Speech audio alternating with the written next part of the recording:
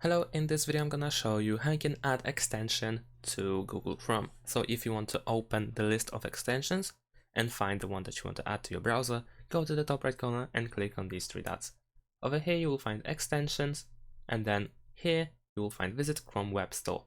Let's click that. And here we have the whole page that is designed for extensions and themes. You can click on extensions over here at the top in order to find the whole website for extensions only. You will find some recommended for you over here, and you can click see more over here in order to find more of them.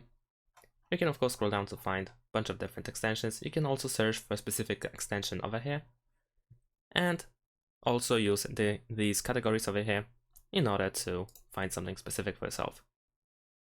So let's say I'm gonna choose this extension over here, and then in the top right corner here you'll find Add to Chrome. Click on this button and then Add Extension.